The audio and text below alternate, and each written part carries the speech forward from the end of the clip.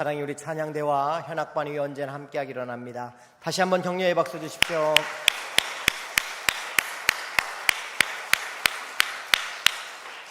하나님께 영광의 박수 올려드립니다. 할렐루야.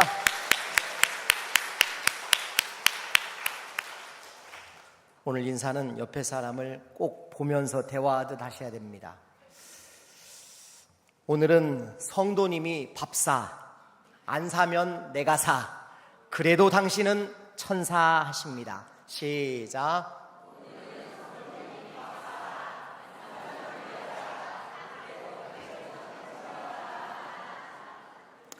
시키는 대로 우리 교회는 잘합니다.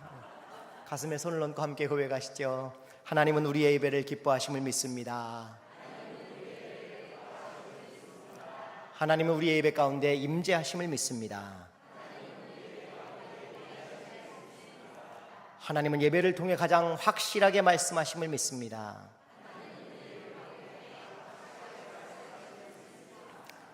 아멘. 한국인에게 레아보다는 라헬을 무조건 지지하는 경향이 있어 보입니다. 왜 그럴까요? 우리나라 사람들은 드라마를 많이 보니까 야곱의 사랑 이야기도 드라마처럼 접근하려고 합니다.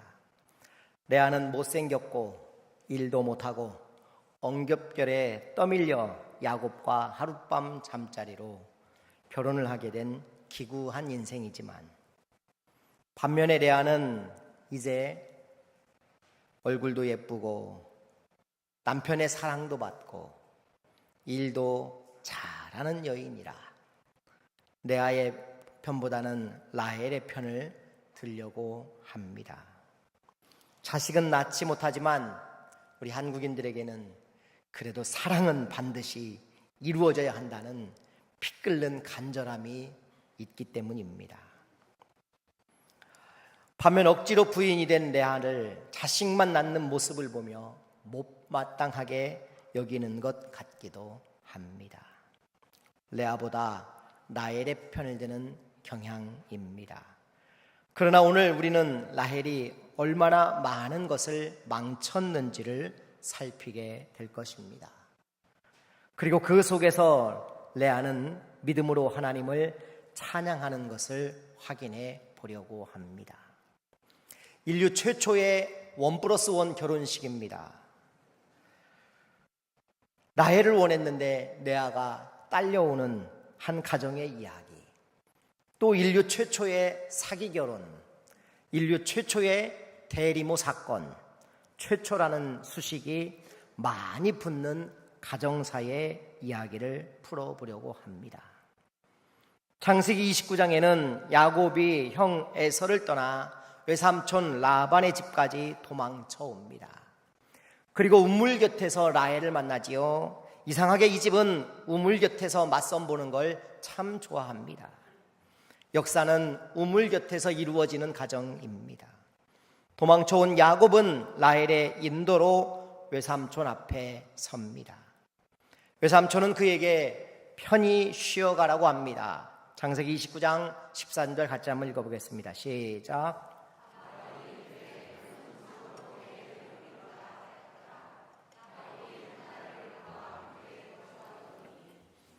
아멘. 유대인들은 나그네가 방문하면 일주일을 함께 묵습니다. 그런데 친척이 오면 한 달 정도를 머물게 합니다. 그 한 달을 보냅니다. 한 달을 보내고 보니 야곱은 무척 성실하다라는 걸 한눈에 알아보았습니다. 그래서 계약을 하게 됩니다. 창세기 29장 18절 같이 읽습니다. 야곱이 라헬을 더 사랑함으로 대답하되 내가 삼촌의 작은 딸 라헬을 위하여 외삼촌에게 7년을 섬기리이다. 아멘. 외삼촌이 야곱을 붙잡고 싶어서 내가 너에게 이렇게 열심히 일을 하는데 그냥 잠만 자게 할 수는 없고 네가 원하는 게 뭐냐 하며 물었더니 둘째 딸 라헬을 달라는 겁니다. 그러면 자기가 7년 동안 열심히 섬기겠다고 이야기합니다. 그렇게 계약은 성사가 되었습니다. 7년을 섬기겠다는 말에 우리가 주목해야 됩니다. 지중해에 있는 건동 나라들은요, 그때나 지금이나 여전히 아내를 데려올 때에는 싹스를 지불해야 합니다. 그 7년을 그 싹스로 내고 내 여인을 차지하겠다라는 의지가 담겨 있는 것입니다. 야곱은 그렇게 7년을 봉사하고 결혼합니다. 무슨 요일에 결혼했을까요? 무슨 요일에 결혼했을까요? 일요일? 화요일. 예, 맞습니다. 화요일 말하시는 분이 계시네요. 화요일. 창세기 1장에 보면 셋째 날에 좋았더라 좋았더라 라는 말이 2번 들어있어서 유대인들은 화요일에 결혼하는 걸 무척 좋아하고 화요일이 손 없는 날로 받아들이고 있다고 그렇게 말을 해도 처음 듣는 것처럼 앉아있는 분들을 생각할 때마다 어쩌면 화요일에 했을 가능성이 많다 생각을 하고 우리가 한번 이 결혼식을 한번 상상해 보자라는 것입니다. 그렇게 하고 자고 일어났더니 하룻밤을 잤는데 신부가 라헬이 아니라 레아입니다. 깜짝 놀랐지요.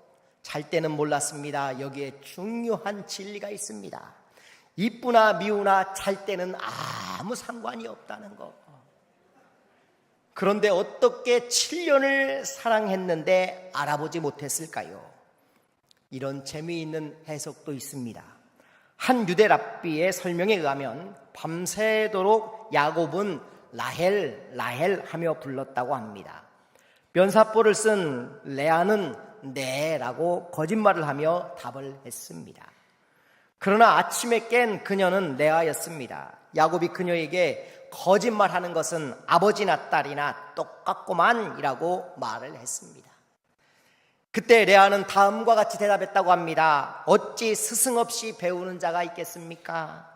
당신의 아버지가 당신에게 에서야 에서야 할 때 당신도 예라고 대답하지 않았습니까? 아버지 이삭을 속였던 야곱은 평생 그 거짓말의 대가를 지불하고 살아가야만 했던 것입니다. 비록 야곱이 장자의 축복을 받은 것은 하나님의 인도함이지만 성경은 그렇다고 해서 모든 수단을 다 정당화하지는 않습니다. 그렇게 외삼촌의 속임수에 결국 7일 후에 다시 결혼을 하고 사랑하는 아내를 얻기 위해 14년 동안 봉사를 합니다. 두 자매의 외모를 성경은 이렇게 말합니다. 창세기 29장 17절입니다. 레아는 시력이 약하고 야곱은 곱고 아리따우니. 레아가 시력이 약했다는 것은 당시 관습에서 좀 특별한 의미가 있습니다. 유대인들 속담에 이런 말이 있습니다. 결혼할 때 신부를 고르려면 눈을 봐라. 눈이 아름다우면 다른 것은 볼 것도 없이 결혼하면 된다. 그러나 눈이 흐리게 되면 온몸 구석구석을 살펴야 한다라는 이런 속담이 있다고 합니다. 유대인에게 눈은 여인의 총체적인 아름다움을 드러내는 그런 신체 부위였습니다. 레아가 시력이 약했다는 것은 레아가 정상적인 방법으로 어쩌면 결혼하기 힘들 정도의 외모였음을 보여주는 것 같습니다. 여자는 아무래도 외모가 그때나 지금이나 중요한 모양입니다. 하나님은 중심을 보시지만 사람은 뭘 봅니까? 외모 봐요. 안 보는 것 같지만 외모 봐요. 우리 교회 사역자들 다 잘생긴 거 보세요. 다 외모 봅니다, 여러분. 외모 봐요. 우리나라 역도하면 여러분은 누가 생각납니까? 역도하면 생각나는 사람. 예. 웬만하면 다 장미란을 이렇게 이야기하지 않습니까? 딱 한 명만 이상한 분을 이야기하셨습니다. 굉장히 쉽지 않은 분입니다. 장미란 굉장히 유명한 분 아닙니까? 그런데 이분이 신앙생활을 무척 잘한다고 합니다. 교회에서 언니들을 만나서 너무 친한 언니들이 생겼습니다. 그런데 차마 역도한다고 말은 못하고 언니들이 물어보더래요. 미란이는 무슨 일에? 물어봤더니 네 언니 저는 운동해요 이렇게만 답을 했대요. 그랬더니 언니 중에 하나가 이렇게 말합니다. 운동 좋지. 여자가 역도만 아니면 되지 뭐. 이렇게 이야기를 하더래요. 화들짝 놀란 장미란 선수는 그렇게 기도하는 언니들과 함께 너무 친하게 지내면서 자기가 역도한다는 걸 언제든가는 한번 이야기해야 되겠다 마음 먹었다고 합니다. 그러다가 어느 날 함께 기도 모임을 마치고 이제 고백할 수 있는 기회가 왔습니다. 언니들, 사실 저 역도해요. 그랬더니 한 언니가 이렇게 말하더랍니다. 미란아, 괜찮아. 우리도 욕도하고 살아. 이러더라는 겁니다. 역도를 욕도로 알아들은 것입니다. 사람은 외모를 많이 봅니다. 아닌 것 같지만 외모를 보기 때문에 여성스럽고 아름다운 것을 여자들은 추구하고 있는 것이지요. 그런데 하나님은 공평하십니다. 야곱은 부인이 몇 명입니까? 4명입니다. 4명. 남자분들은 속으로 여러분 야곱이 행복했을까요? 행복하지 않았을까요? 남자분들은요 속으로 다 생각하세요. 하나도 힘든디 그렇게 생각하신단 말입니다. 창세기 47장 9절에 보니까 이런 말씀이 나옵니다. 험악한 세월을 내가 보냈다라는 야곱의 간증입니다. 저는 이 험악한 세월 속에 야곱이 4명의 부인의 틈바구니 속에서 얼마나 힘들었을까에 대한 내용도 함께 담겨있는 고백이라는 생각을 합니다. 한 사람도 힘들어요. 그런데 넷을 데리고 살았으니 험악한 세월이었다는 것입니다. 이 가정 정말 험악한 가정입니다. 오늘 제목이 다 망쳤어도 하나님이 이루십니다 라는 제목입니다. 이 집의 모든 이슈가 뭐냐? 오직 자식 낳는 일입니다. 인류 최초의 자식 낳기 경기가 이제 시작이 됩니다. 레아가 첫 번째 아들을 낳습니다. 그리고는 뭐라고 이름을 짓느냐? 루벤이라고 이름을 짓습니다. 뜻이 뭐냐면 보라, 아들이라, 이런 뜻을 가지고 있습니다. 요거 다 받으셨죠? 예, 보시면 참고가 될 겁니다. 오늘 이렇게 싹 이 안에서 그냥 정리하시면 누가 낳았고 어떻게 낳았는가 아주 간단해요. 4명, 2명, 2명, 2명, 2명씩 낳아서요 아주 외우기도 쉽게 되어 있습니다. 보라, 아들이라, 하나님께서 나의 괴로움을 보고 아들을 주셨다라는 이런 의지의 고백입니다. 이제 남편이 내가 아들을 낳았으니 나의 이름도 기억해 주겠지 하며 야곱의 사랑에 대한 기대가 함께 담겨있는 고백이 루벤이라는 이름입니다. 둘째를 낳습니다. 시므온이라는 이름을 짓습니다. 들으심, 내가 사랑받지 못한 걸 하나님께서 들어주셨다. 이제는 내 남편도 들어주겠지. 뭐 이런 고백입니다. 세 번째 아들을 낳습니다. 레위, 연합이라는 의미입니다. 내 남편이 이제는 연합할 것이다. 나와 연합할 것이다. 이런 소원을 담은 것입니다. 야곱의 사랑에 집착하는 레아의 마음은 조금도 바뀌지 않았습니다. 여러분, 자식을 셋이나 낳는데도 여전히 야곱만 바라봅니다. 이 레아의 18번이 뭔지 아세요? 언제나 서나 야곱 생각, 언제나 서나 야곱 생각. 뭐 야곱만 생각하는 거예요. 요즘 제가 노래가 잘 되는 거 아시죠?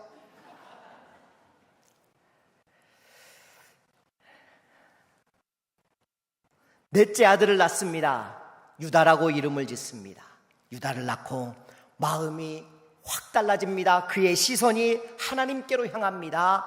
찬송이라는 뜻을 가지고 있습니다. 내가 이제는 하나님을 찬송하리로다.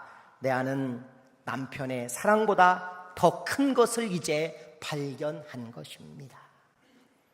하나님의 은혜와 사랑을 즐거워하게 되었다는 것입니다. 레아는 아버지로부터 버림받았고 남편으로부터 버림받았습니다.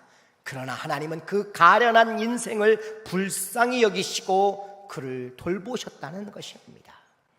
여러분, 우리도 레아처럼 사람에게 기대지 말고 하나님께 소망을 두셔야 하는 것입니다.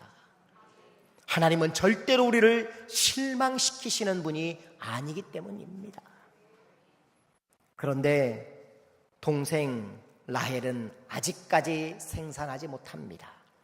결국 참다 못한 이 라헬이 몸종 빌하를 대리모로 사용합니다. 그리고 낳은 아들이 단이라는 아들입니다. 그 뜻은 재판이라는 뜻을 가지고 있는, 쉽게 말하면 하나님께서 내 억울함을 보셨다, 이런 뜻을 가지고 있습니다. 그리고 여섯 번째 아들을 낳습니다. 그가 바로 납달리입니다. 경쟁하여 이겼다.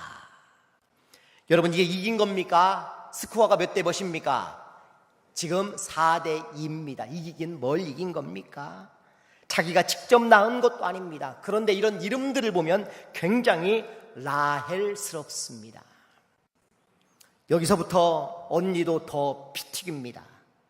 언니 레아도 갑자기 몸종 실바를 대리모로 고용합니다. 그리고 7번째 아들을 낳지요. 갓이라는 아들을 낳습니다. 복되도다. 8번째 아들을 낳고 기쁘도다. 이름만 보아도 레아 계열입니다. 감사와 찬송이 가득 담겨 있는 고백들이라는 겁니다. 그리고 이제 합한채 사건이 나오는데 본문 14절을 한번 보실까요? 시작.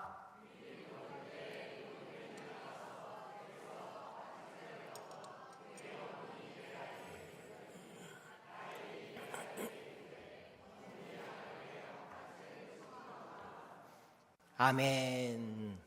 합한 채, 뿌리 모양이 둘이 합한 것처럼 생겨서 그런 이름이 붙었다고 합니다.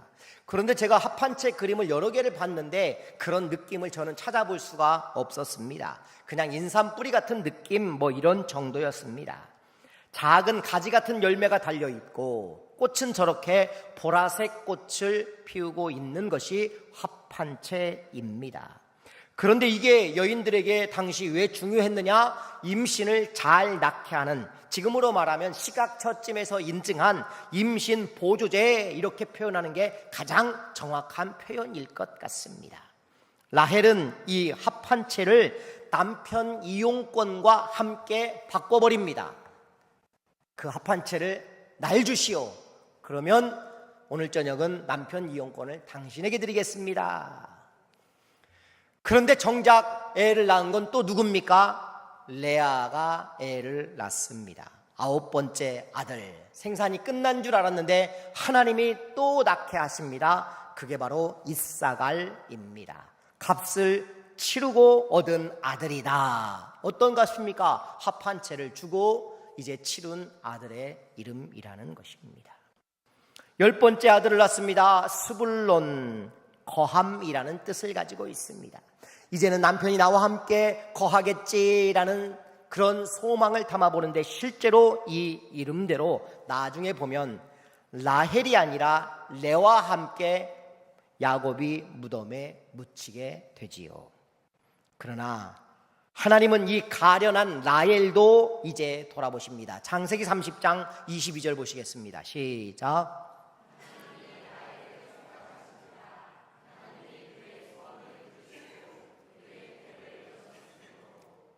아멘. 자, 우리가 이 본문을 대할 때 어디가 눈에 확 들어오냐면 그의 태를 여섰으므로 라는 말에 우리는 눈에 확 들어오지만 유대인들은 그거보다 자카르라는 단어, 저기 보니까 생각하신지라, 기억하셨다, 이게 굉장히 중요하게 다가오는 단어인 것 같습니다. 하나님이 이제는 생각하셨더라, 자카르라는 단어가 있는데 이때 이제 11번째 아들 요셉이 태어나는 것입니다. 자, 요셉의 이름의 뜻은 뭘까요? 더함입니다. 더하다. 이거는 하나 더 주세요, 이런 의미가 담겨 있는, 아직까지 욕심이 끝나지 않은 라헬입니다. 이전까지 기도했으면 뭐라고 했을까요? 하나만 주세요 였을 겁니다.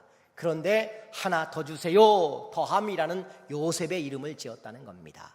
그리고 우리 밑에 1층에 가면 뭡니까? 더함들. 저기 가면 아기가 하나 더 생길란가 모르는 그런 동네입니다.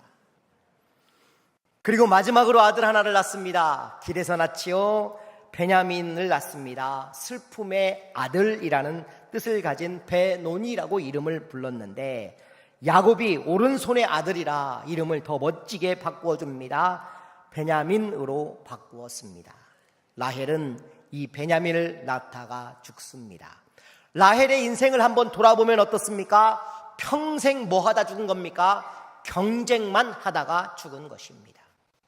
이기지도 못했습니다. 결국 그렇게 비교하고 경쟁하고 인생을 허비한 사람이 되었더라는 것입니다. 두 가지를 오늘 본문을 통해 두 가지 교훈 간단하게 말씀드려봅니다. 첫째, 노답 인생의 정답을 주시는 하나님이십니다. 이 가정사를 보십시오. 노답입니다. 온갖 복잡함이 가득 차 있습니다. 본문에는 이런 인간적인 방법으로 해결하는 라헬이 보입니다. 1절 같이 읽어보겠습니다. 시작.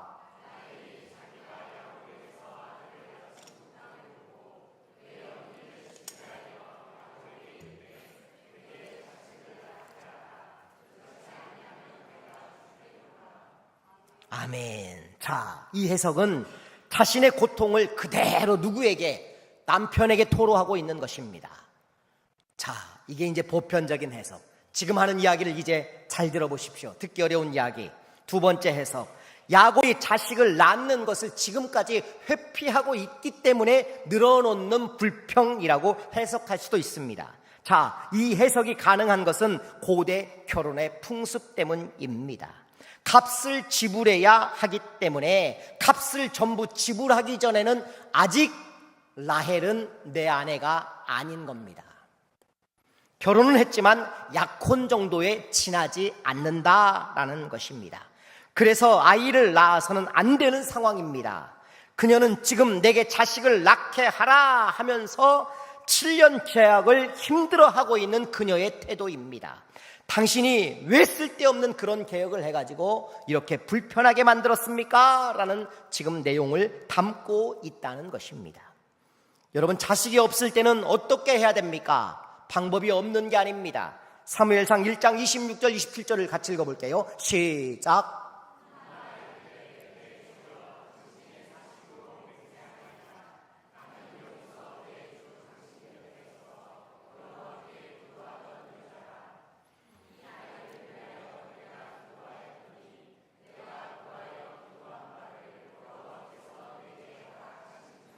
아멘. 자식이 없을 때 똑같은 상황입니다. 분인나라는 여자가 있었습니다. 자식을 낳고 한나를 괴롭혔던 일이 있었습니다. 같은 상황이지만 한나는 기도했더라라는 것입니다. 본문 2절을 또 한번 읽어보실까요? 야곱이 라헬에게 성을 내어 이르되 그대를 임신하지 못하게 하시는 이는 하나님이시니 내가 하나님을 대신하겠느냐? 화를 포럭 냈습니다. 무슨 말입니까? 야곱은 계약기간이 아직 남아있으니 어쩔 수 없다, 현실적인 답변을 하는 대신에 여러분, 문제의 차원을 인간의 계약에서 신의 섭리로 급격하게 전환시키고 있는 모습입니다. 인간의 통제를 벗어난 하나님의 영역임을 고백하고 있습니다. 즉 하나님께서 아직 그녀의 태를 열지 않으심은 마땅한 것이다 라는 것입니다. 하나님은 인간의 법과 질서를 무시하고 초월적으로만 역사하는 분이 아닙니다. 창세기 30장 25절이 이 답을 우리에게 줍니다. 같이 읽어보겠습니다. 라헬이 요셉을 낳을 때에 야곱이 라반에게 이르되 나를 보내어 내 고향 나의 땅으로 가게 하시되. 아멘. 자, 이게 굉장히 중요한 본문입니다. 자, 이게 무슨 말이냐? 비로소 요셉을 낳고 이제 저 가겠습니다. 무슨 말이에요?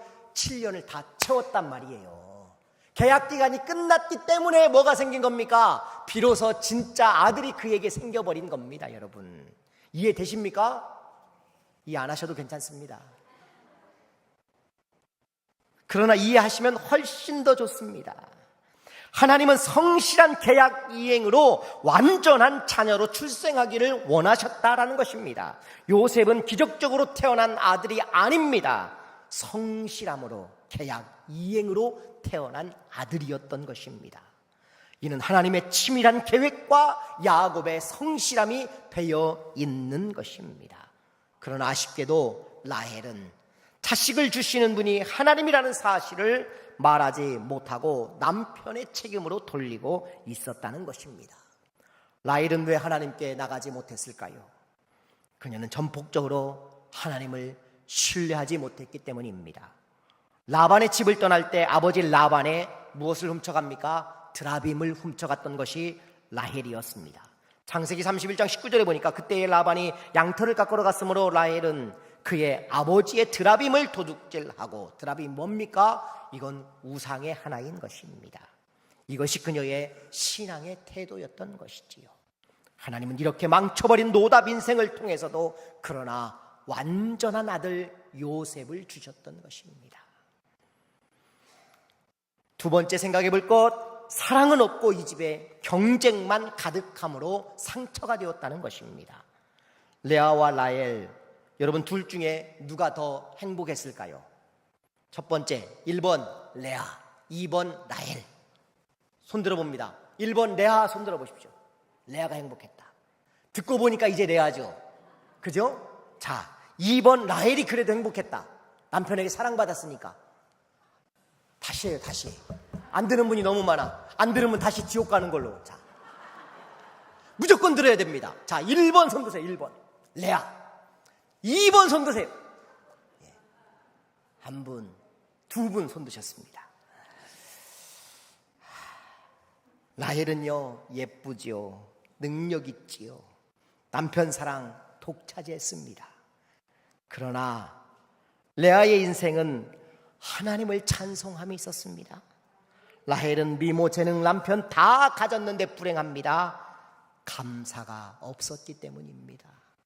그의 인생에 하나님이 없었기 때문입니다. 이 차이는 어디서 오는 겁니까? 경쟁의 차이입니다. 이 경쟁이 질투로 변하고 무서운 행동을 만들어냅니다. 심지어 몸종까지 남편의 잠자리에 밀어넣습니다. 그것도 언니와 경쟁하는데 전혀 다른 피가 섞인 사람들까지 끌어들여 이런 괴로운 상황을 만들어낸 것입니다.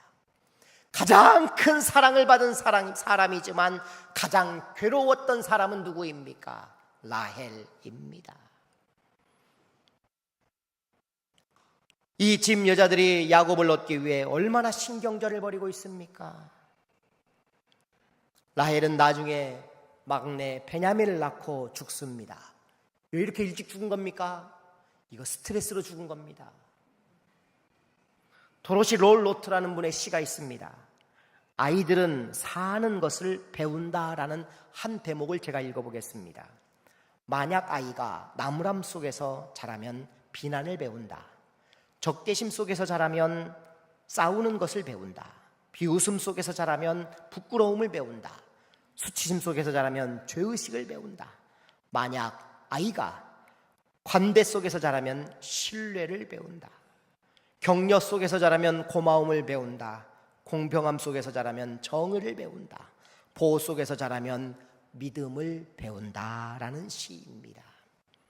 그렇습니다. 아이가 꽃을 보면 웃음을 배우지요. 별을 보면 꿈을 배웁니다. 부모가 자녀에게 줄 수 있는 최고의 유산은 뭘까요? 아름다운 기억이어야 합니다. 이 가정에 딸까지 무려 13명의 자녀가 있습니다. 이들의 기억 속에 부모는 경쟁 그리고 질투심이라는 기억 위에 준 것이 무엇이 있었겠습니까? 결국 그대로 배워서 요셉을 구덩이에 던져 죽이려고 하는 안타까운 상황을 맞이하지 않습니까? 이게 부모로부터 배운 이 가정의 결과라는 것입니다. 경쟁으로 망쳐버린 이 가정, 그러나 그럼에도 하나님은 완성하시는 하나님이십니다. 말씀을 정리합니다. 하나님은 질서의 하나님이십니다. 이 땅에서 우리가 성실히 법과 질서를 지키기를 원하십니다. 기적적인 인생보다 가치 있는 것은 성실함으로 하나님을 기다리는 인생입니다.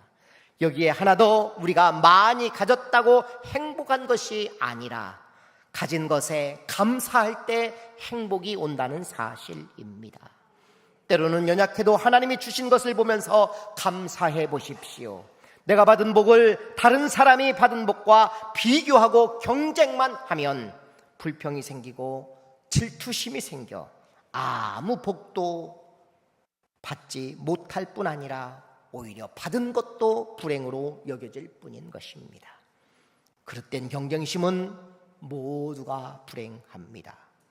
험악한 세월을 보냈다고 말하는 야곱, 그게 그의 이 가정의 복잡한 난맥상은 아니었을까요? 그러나 다 망쳤어도 하나님은 이루시는 분이십니다. 기도하겠습니다.